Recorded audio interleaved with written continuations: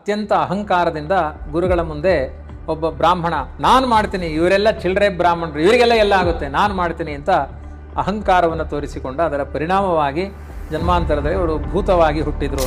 ಪರೀಕ್ಷೆ ಮಾಡಿದಾಗ ವಾದಿರಾದರು ನಿನಗೆ ಬ್ರಹ್ಮ ರಾಕ್ಷಸ ಆಗು ಅಂತ ಒಂದು ಶಾಪಗ್ರಸ್ತರಾಗ್ತಾರೆ. ಈ ಲಘುವಾದ ಮಾತನ್ನು ನೀವು ನಿಲ್ಲಿಸಿ, ಅದರಿಂದ ಪರಿಣಾಮಗಳೇನಾಗುತ್ತೆ? ಹಿಂದೆ ವಾದಿರಾಜರ ಬಗ್ಗೆ ಮಾತನಾಡಿದಕ್ಕೆ ಎಲ್ಲರೂ ಮೂಕರಾದರು ಅಂತ ಮಾತುಗಳಿದ್ದಾವೆ. ಹಾಗಾಗಿ ಭೂತ ಹೊಕ್ಕವರಿಗೆಲ್ಲ ಇವರು ರಾಜರು, ಅದರ ಎಲ್ಲ ಭೂತ ಪ್ರೇತಗಳ ಬಾಧೆಯನ್ನು ಇವತ್ತು ಬಿಡಿಸ್ತಾರೆ. ತುಂಬ ಮಹಿಮೆ ಪವಾಡಗಳೆಲ್ಲ ಇದೆ. ನೀವು ನಾಳೆಯಿಂದ ಸಿಕ್ಕಾಪಟ್ಟೆ ಹಯಗ್ರೀವ ಮಂತ್ರ ಜಪ ಮಾಡಲಿಕ್ಕೆ ಅಧಿಕಾರ ಇಲ್ಲ, ಅದಕ್ಕೊಂದು ಅಧಿಕಾರ ಅಂತ ಇದೆ. ರಾಮಕೃಷ್ಣ ಜಪಗಳನ್ನು ಮಾಡ್ಬೋದು. ಹಯಗ್ರೀವ ಉಪಾಸನೆ ಅನ್ನೋದು ತುಂಬ ಎತ್ತರದ ಸ್ತರ. ಒಬ್ಬ ಬಂದು ನಮಗೊಂದು ಗಣಪತಿ ವಿಗ್ರಹ ಆಗಬೇಕು ಅಂತ ಕೇಳ್ತಾನೆ. ಆವಾಗ ಆತ ಗಣಪತಿಗೆ ಎರಕ ಎಷ್ಟು ಬಾರಿ ಹೊಯ್ದರೂ ಕೂಡ ಅದು ಹಯಗ್ರೀವ ದೇವರ ಪ್ರತಿಮೆ ಆಗ್ತಾ ಇದೆ. ಕೊನೆಗೆ ಅವನು ಬಂದು ಕಂಪ್ಲೇಂಟ್ ಮಾಡ್ತಾನೆ, ಗುರುಗಳೇ ನಿಮ್ಮ ಮಠದಿಂದ ಒಂದು ಕುದುರೆ ಬಂದು ನನ್ನ ಕಡಲೆ ಎಲ್ಲ ತಿಂದುಬಿಟ್ಟಿದೆ ಅಂತ. ವಾದಿರಾದ್ರು ನಮ್ಮ ಕುದುರೆ ಯಾವತ್ತೂ ಅನ್ಯಾಯ ಮಾಡಲ್ಲ, ಬಾ ಹೋಗೋಣ ಅಂತ ಹೇಳಿದ್ರೆ ಆ ತಿಂದ ಕಡಲೆ ಎಲ್ಲ ಬಂಗಾರದ ಕಡಲೆಯಾಗಿ ಬೆಳಿಗ್ಗೆ ಕಾಣುತ್ತೆ ಅಂತ. ಹೇಗೆ ಹಲಾಹಲ ಪಾನ ಮಾಡಿ ವಿಷಕಂಠ ಸ್ವಲ್ಪ ವಿಷವನ್ನು ಇಟ್ಟುಕೊಂಡ ಹಾಗೆ ಹಯಗ್ರೀವ ದೇವರು ಕಂಠದಲ್ಲಿ ವಿಷ ಇಟ್ಟುಕೊಂಡಿದ್ದಾರಂತೆ. ಯಾಕೆ ಅಂದರೆ ನನ್ನ ಭಕ್ತನಾದ ಆ ವಾದಿರಾಜರಿಗೆ ಅಪಚಾರ ಮಾಡಿದಾಗ ಅವನಿಗೆ ಅಂದರೆ ವಾದಿರಾಜರಿಗೆ ಅಪಚಾರ ಆಗದೇ ಇರುವ ಹಾಗೆ ನಾನು ವಿಷವನ್ನು ತಿಂದು ರಕ್ಷಣೆ ಮಾಡಿದ್ದ ಒಂದು ಪ್ರತೀಕ ಅಂತ ಇವತ್ತು ಹಯಗ್ರೀವ ಅದನ್ನು ಉಳಿಸಿಕೊಂಡಿದ್ದಾನೆ.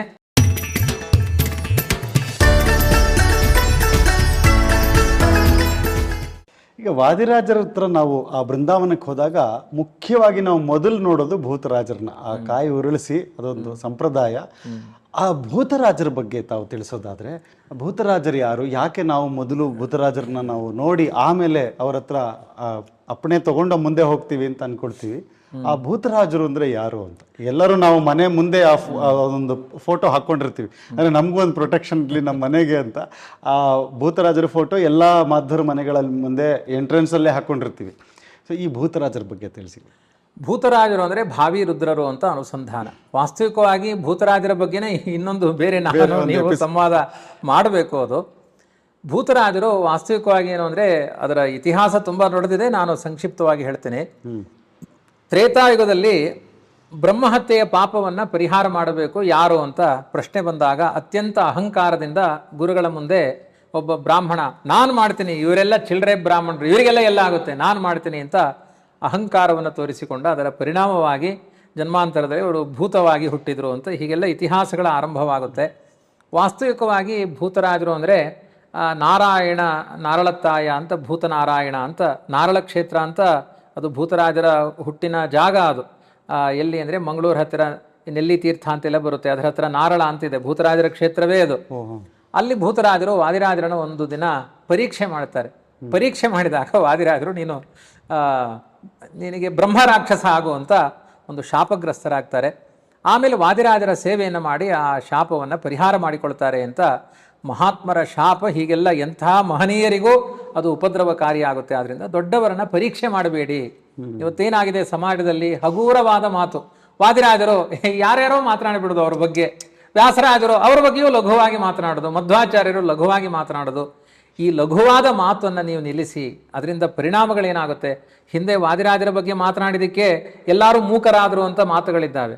ಹಾಗಾಗಿ ದೊಡ್ಡವರ ಬಗ್ಗೆ ಅಂತಹ ಮಾತನಾಡಬೇಡಿ ಎನ್ನುವುದಕ್ಕೆ ಸಾಕ್ಷಿಯಾಗಿ ನಿಂತವರು ಯಾರು ಅಂದರೆ ಭೂತರಾಜರೇ. ಆ ಭೂತರಾಜರು ವಿಶೇಷವಾಗಿ ಇವತ್ತು ಅದು ಎಲ್ಲ ಸಮಗ್ರ ಕ್ಷೇತ್ರವನ್ನು ರಕ್ಷಣೆ ಮಾಡೋರು ಭೂತರಾಜರು. ಹಾಗಾಗಿ ಯಾರಲ್ಲಿಗೆ ಹೋದರೂ ಮೊದಲು ಅಲ್ಲಿ ಕಾಯಿ ಉರುಳಿಸಿ ಅವರ ಅನುಮತಿ ತಗೊಂಡು ಗುರುಗಳ ದರ್ಶನಕ್ಕೆ ಹೋಗಬೇಕು. ಹಾಗಾಗಿ ದೂತ, ವಾದಿರಾಜರ ದೂತ ಭೂತರಾಜರು.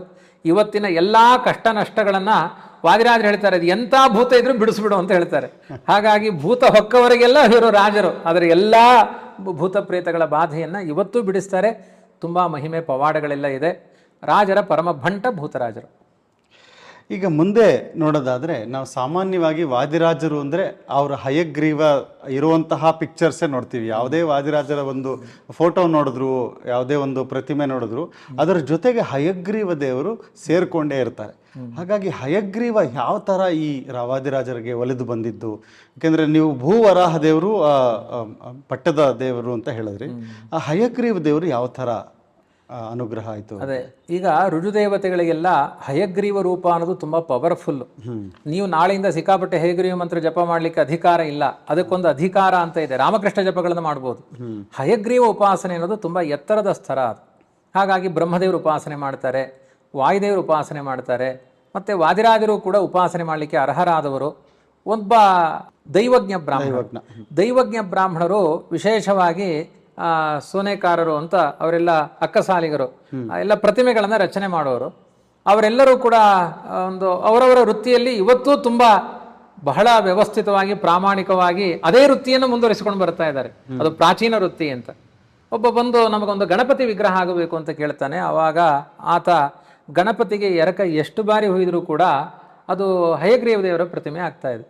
ಎರಕ ಹೊಯ್ದಿದ್ದಾನೆ, ಒಂದು ದಿನ ಸುತ್ತಿಗೆ ತೊಗೊಂಡು ಹೊಡಿತಾನೆ. ಆ ಪ್ರತಿಮೆ ಎಷ್ಟು ನೀರೊಳಗೆ ಹಾಕಿದ್ರೂ ಕುದಿತಾ ಇದೆ ಹೊರತು ತಣ್ಣಗಾಗ್ತಾ ಇಲ್ಲ.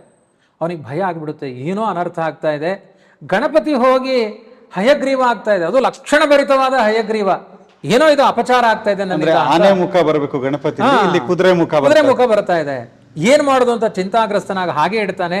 ರಾತ್ರಿ ಸ್ವಪ್ನದಲ್ಲಿ ನಾಳೆ ಒಬ್ರು ಮಹಾನುಭಾವರು ಬರ್ತಾರೆ, ಭಕ್ತಿಯಿಂದ ಅವರಿಗೆ ಸಮರ್ಪಣೆ ಮಾಡು, ಅವರಿಗಾಗಿ ನಿನ್ನ ಕೈಯಿಂದ ರಚಿತನಾದವನು ನಾನು ಅಂತ ಅವನಿಗೆ ರೋಮಾಂಚನ ಆಗಿಬಿಡುತ್ತೆ.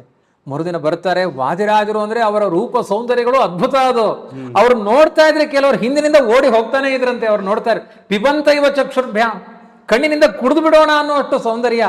ಅವ್ರು ಬಂದ ತಕ್ಷಣ ನನ್ನ ಜೀವನದ ಭಾಗ್ಯೋದಯವೇ ಬಂತು ಅಂತ ಅನ್ಕೊಳ್ತಾನ ಅವನು. ಅವರಿಗೆ ಆ ಹಯಗ್ರೀವ ದೇವರ ಪ್ರತಿಮೆಯನ್ನ ವಾದಿರಾಜರ ಕೈಲಿ ಇಟ್ಟ ತಕ್ಷಣ ತಣ್ಣಗಾಗ್ತಾನೆ. ಈ ಮಕ್ಕಳು ಸಿಕ್ಕಾಪಟ್ಟೆ ಯಾರ್ದೋ ಕೈಲಿದ್ದ ಕಿರ್ಚಿ ಪರ್ಚಿ ಬಿಸಿಯಾಗಿ ಅಳುತು ಎಲ್ಲ ಮಾಡ್ತಿರ್ತಾರೆ.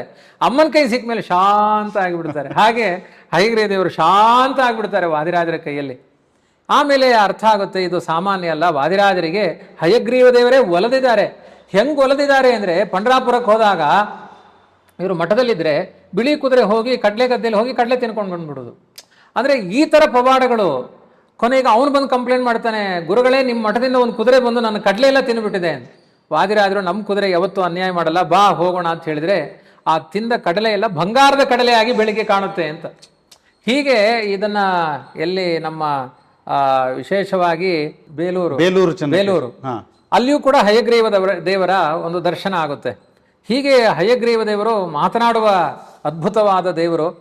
ಕೊನೆಗೆ ಅಲ್ಲಿಯ ಜನಗಳೆಲ್ಲ ಕೆಲವರು ಕುಹಕಗಳನ್ನು ಆಡ್ತಾರೆ. ಪ್ರತಿದಿನ ಕಡಲೆ ಒಂದು ಪಾತ್ರೆಯಲ್ಲಿ ಹಾಕಿ ಹಯಗ್ರೀವ ತಿನ್ನಿಸ್ಬೇಕು. ಇವತ್ತೆಲ್ಲ ಬೇಯಿಸೋ ಪದ್ಧತಿ ಬಂದಿದೆ. ಕಡಲೆ ಬೆಲ್ಲವನ್ನು ಹಾಕಿ ಹಯಗ್ರೀವನಿಗೆ ತಿನ್ನಿಸ್ತಾ ಇದ್ರು. ಇವತ್ತು ಅದನ್ನ ಹಾಗೆ ತಿನ್ಲಿಕ್ಕಾಗಲ್ಲ ಅಂತ ಬೇಯಿಸಿ ನೈವೇದ್ಯ ಮಾಡಿ ತಿನ್ನುವ ಪದ್ಧತಿ ಬಂದಿದೆ. ಅದನ್ನ ವಾದಿರಾಜರು ಪ್ರತಿದಿನ ತಲೆ ಮೇಲೆ ಇಟ್ಟುಕೊಂಡು ಕೂತ್ಕೊಳ್ಬೇಕು, ಹಿಂದಿನಿಂದ ಹಯಗ್ರೀವ ನರ್ತನ ಮಾಡ್ಕೊಂಡು ಬರಬೇಕು, ತಿನ್ನಬೇಕು. ಈ ತರ ಒಂದು ದೇವರಿಗೆ ಕೊಟ್ಟು ಪ್ರತ್ಯಕ್ಷವಾಗಿ ಪ್ರಸಾದವನ್ನು ಸ್ವೀಕಾರ ಮಾಡುವ ಅರ್ಹತೆ ವಾದಿರಾಜರದ್ದು. ತುಂಬಾ ಜನ ಕುಹಕಿಗಳ ಆಲೋಚನೆ ಮಾಡ್ತಾರೆ, ಇದೆಲ್ಲ ಸುಮ್ಮನೆ ಕಣ್ಕಟ್ಟು, ಕಲಿಯುಗದಲ್ಲಿ ಯಾವ ದೇವರು ಬರಲ್ಲ, ಏನೂ ಇಲ್ಲ, ಇದೆಲ್ಲ ಬಾಬಾಗಳ ಬೂದಿ ಎರಚಾಟ ಅಷ್ಟೇ ಅಂತ ಕೆಲವರೆಲ್ಲ ಅದನ್ನು ಗೇಲಿ ಮಾಡ್ತಾರೆ. ಅದಕ್ಕೆ ವಿಷ ಹಾಕ್ತಾರೆ, ಅಡಿಗೆಯವನಿಗೆ ಕೊಟ್ಟು ವಿಷ ಎಲ್ಲ ಹಾಕ್ತಾರೆ. ಅವತ್ತು ಪ್ರತಿದಿನ ಪ್ರೀತಿಯಿಂದ ಬರುವ ಹಯಗ್ರೀವ ಕೋಪದಿಂದ ಉಗ್ರ ರೂಪವನ್ನು ತಾಳಿ ಬರ್ತಾನೆ. ವಾದಿರಾಜರಿಗೆ ಆ ನಡಿಗೆಯಿಂದಲೇ ಅರ್ಥ ಆಗುತ್ತೆ ಇವತ್ತು ಅನರ್ಥ ಆಗಿದೆ ಅಂತ. ಹಯಗ್ರೀವ ಪ್ರತಿದಿನ ವಾದಿರಾಜರಿಗೆ ಪ್ರಸಾದ ಉಳಿಸಿ ತಾನು ತಿಂದು ಹೋಗ್ತಾ ಇದ್ದ. ಇವತ್ತು ಎಲ್ಲ ಪಾತ್ರೆ ನೆಕ್ಕಿ ಎಲ್ಲ ಗಲಾಟೆ ಮಾಡಿ ಒಂದಷ್ಟು ರಂದಿ ಎಬ್ಬಿಸಿ ತಾನು ಸಿಟ್ಟು ಮಾಡಿಕೊಂಡು ಹೊರಟು ಹೋಗ್ಬಿಟ್ಟ. ನೋಡಿದರೆ ಹಯಗ್ರೀವನ ಪ್ರತಿಮೆಯೆಲ್ಲ ಯಾವ ಹಯಗ್ರೀವ ದೇವರು ಒಲಿದು ಬಂದಿದ್ದಾರೆ ಅಂತ ಹೇಳ್ತಾ ಇದ್ರು ಅದನ್ನು ಗೇಲಿ ಮಾಡ್ತಾ ಇದ್ರು. ಆ ಹಯಗ್ರೀವನ ಪ್ರತಿಮೆಯೆಲ್ಲ ವಿಷದಿಂದ ಎಲ್ಲ ಹಸಿರು ಪಾಚಿ ಕಟ್ಟಿಬಿಟ್ಟಿದೆ ಬಣ್ಣ. ಅವಾಗ ಅವರಿಗೆಲ್ಲ ತುಂಬ ಅವರು ರಕ್ತಕಾರಿ ಸತ್ತೋಗ್ತಾರೆ ಇಂಥ ಅನ್ಯಾಯ ಮಾಡಿದವರು ಅಂತ ಮುಂದೆ ಕಥೆಗಳಿದೆ. ಆ ಸಂದರ್ಭದಲ್ಲಿ ವಾದಿರಾಜರು ಪ್ರೋಷ್ಟೀಶ ವಿಗ್ರಹ ಸುನಿಷ್ಠೀವನೋದ್ಧತ ಅಂತ ಹೀಗೆ ದಶಾವತಾರ ಸ್ತುತಿಯನ್ನು ಪಾಲನೆ ಮಾಡ್ತಾ ಇದ್ರೆ ಆ ವಿಷಬಾಧೆಯೆಲ್ಲ ಪೂರ್ಣ ನಿವೃತ್ತಿ ಆಗುತ್ತೆ. ಆದರೆ ಸ್ವಲ್ಪ ಕಂಠದಲ್ಲಿ ವಿಷ ಉಳಿಸಿಕೊಳ್ಳುತ್ತಂತೆ. ಯಾಕೆಂದರೆ ಮುಂದಿನ ಜನಾಂಗ ಇವತ್ತೆಲ್ಲ ಕುಹಕ ಮಾತನಾಡೋರು ತುಂಬ ಜನ ಇದ್ದಾರೆ. ಅವರಿಗೆಲ್ಲ ಅವಿಶ್ವಾಸ ಬಂತು ಅಂದರೆ ಹೇಗೆ ಹಲಾಹಲ ಪಾನ ಮಾಡಿ ವಿಷಕಂಠ ಸ್ವಲ್ಪ ವಿಷವನ್ನು ಇಟ್ಟುಕೊಂಡ ಹಾಗೆ ಹಯಗ್ರೀವ ದೇವರು ಕಂಠದಲ್ಲಿ ವಿಷ ಇಟ್ಟುಕೊಂಡಿದ್ದಾರಂತೆ. ಯಾಕೆ ಅಂದರೆ ನನ್ನ ಭಕ್ತನಾದ ಆ ವಾದಿರಾಜರಿಗೆ ಅಪಚಾರ ಮಾಡಿದಾಗ ಅವನಿಗೆ ಅಂದರೆ ವಾದಿರಾಜರಿಗೆ ಅಪಚಾರ ಆಗದೇ ಇರುವ ಹಾಗೆ ನಾನು ವಿಷವನ್ನು ತಿಂದು ರಕ್ಷಣೆ ಮಾಡಿದ್ದ ಒಂದು ಪ್ರತೀಕ ಅಂತ ಇವತ್ತು ಹಯಗ್ರೀವ ಅದನ್ನು ಉಳಿಸಿಕೊಂಡಿದ್ದಾನೆ. ಅತ್ಯಂತ ಲಕ್ಷಣಭರಿತವಾದ ಹಯಗ್ರೀವ ದೇವರು ಇವತ್ತೆಲ್ಲ ಆ ಪರಂಪರೆಯವರು ಏನು ವಾದಿರಾಜರ ವಿಗ್ರಹ ಮಾಡಿಕೊಟ್ಟರು ದೈವಜ್ಞ ಬ್ರಾಹ್ಮಣರು ಸಮಗ್ರ ಲಕ್ಷ ಲಕ್ಷ ಜನಗಳು. ವಾದಿರಾಜ ಮಠ ಅಂದರೆ ಅವರಿಗೆ ಗುರುಮಠ, ಅವರು ಸರ್ವ ಸಮರ್ಪಣೆ ಮಾಡಿಕೊಳ್ತಾರೆ, ಅಷ್ಟು ಭಕ್ತಿಯಿಂದ ನಡೆದುಕೊಳ್ತಾರೆ. ಆ ಪರಂಪರೆ ಇವತ್ತೂ ಮುಂದುವರೆದಿದೆ. ಅಂದರೆ ಒಂದು ರೀತಿಯಲ್ಲಿ ವೈಷ್ಣವ ಪಂಥದ ದೊಡ್ಡ ಅಭಿಯಾನ ವಾದಿರಾಜರಿಂದ.